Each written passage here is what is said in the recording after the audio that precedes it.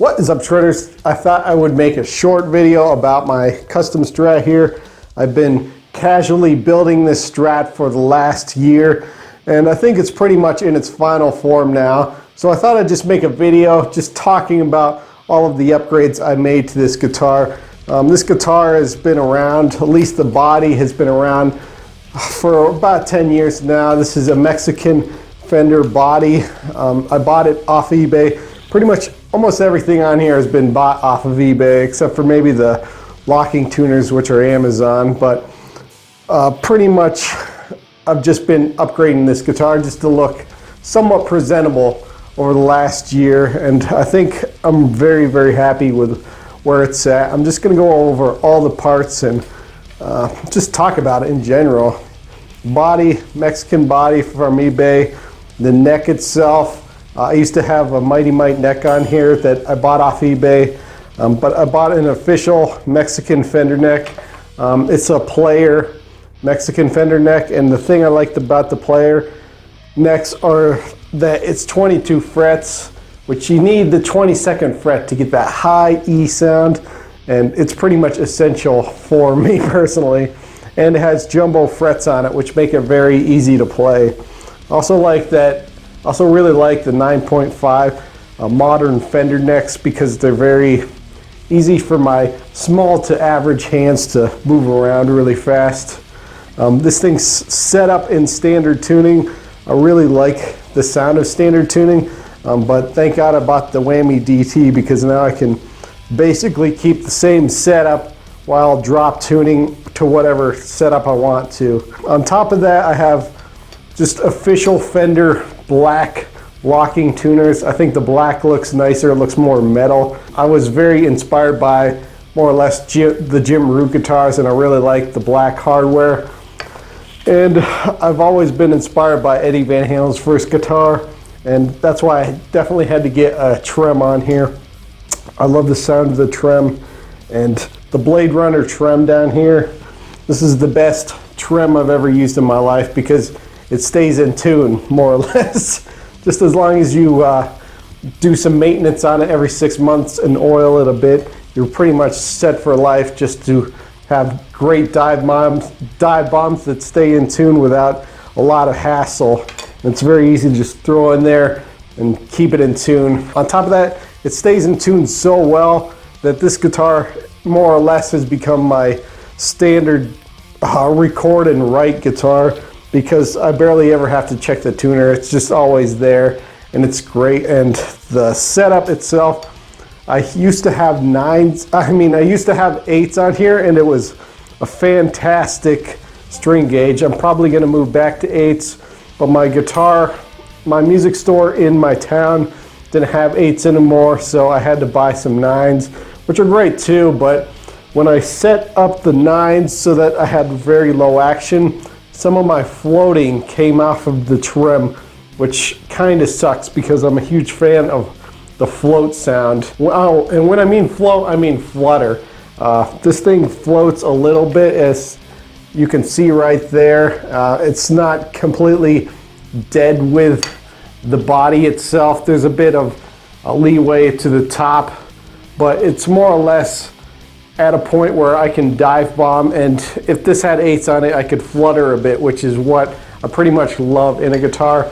But yeah, and in terms of setup, I have the low E and basically everything up to the G string right here, super, super low, so I can play rhythm very, very easily. But I have the B and the E string up slightly higher so I can get my fingers in there to bend easily, which I find very hard to do with the E and the B string being super low. So it's pretty much set up for shredding, more or less. Down here I bought the pickguard off of eBay too, probably from China. It's basically the Jim Root style pick guard. Just type in Jim Root pick guard in eBay and you'll find this thing. But I have one volume knob and then a 3-way Fender switch. The weird thing about this switch is that I've never had trouble wiring the Les Paul toggle switches because they're very straightforward. But with this thing, there was so much hassle and pain with this thing. I cannot set this up so that it has both the bridge and the neck pickup. I tried almost every wiring scheme possible to get both the neck and the bridge. But at the end of the day, I was just like, you know, I like bridge or neck. I almost never use the middle. So it basically goes from bridge, neck, neck, more or less. I like how it looks, but ultimately, maybe next time I'll go with just the Les Paul toggle switch, more or less. And on top of that, the volume pot. I was never usually a fan of volume pots being this high up because it usually gets in the way of my my hand, more or less. But I put a rubber washer under this thing, and you really have to consciously move it in order to get this thing to move, which is nice because you can shred or you can play rhythm all you want without this thing moving on or off, more or less moving down and losing your tone. Then we got the black input jack right here, and on the back here I got a black neck plate. This was supposed to have the Fender logo on it, but it came to me with just black. I have no idea why, but it was like $5, so I didn't feel like returning it. And lastly, I have electrical tape here where the battery should be. I dremeled this thing out years ago, and if I were to have this any deeper, there would be a hole in between the guitar body and where the cavity is. And so I just decided I'm just gonna duct tape, I'm just gonna electrical tape over this thing. I used to have a guard over this and it would stick out a little bit. It wasn't super annoying, but I find that the electrical tape works better and it's just easy to flip out and flip in. These things last quite a while, probably about 6 months more or less. So I don't really have to worry too much about the battery, and the electrical tape pretty much stays intact and it looks pretty good enough for me. And plus I like the open body, open cavity design of the bridge anyway, just in case I need to get in there and tighten the strings, tighten the springs. Whoa, spit. Getting some spit on here.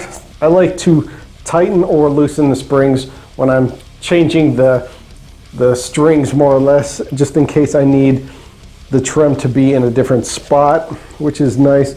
And I can take out a spring if I need to.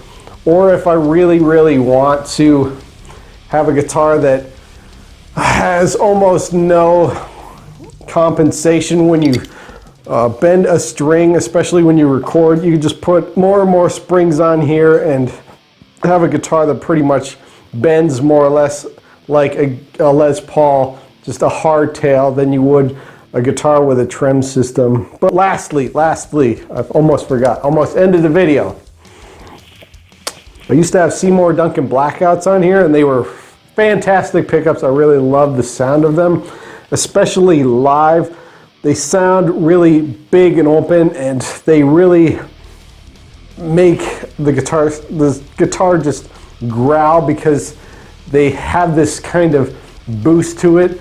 Sadly, I found that recording with the Seymour Duncan Blackouts was more of a pain than more of a pain for me than the EMGs.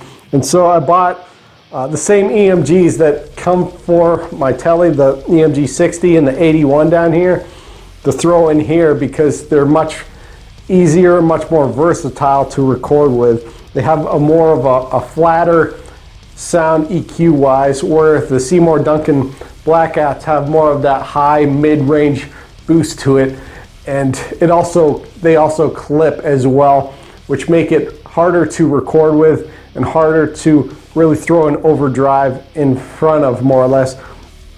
And these pickups right here work really well with an overdrive. They work really well with many VSTs, and they work really well with the SM57 I use over here, because the SM57 has a bit of that mid boost to it that really cuts through in a mix. When you add some pickups that already have that boost in SM57, you get more of a shrill sound when you record with it. And so since I'm doing the reviews as well as recording songs that I would love to have as flexible of a DI as possible, I decided just to go with the old standard EMGs. And if I need to change the EQ or change the tone whatsoever at all later on in post, then I can easily do it.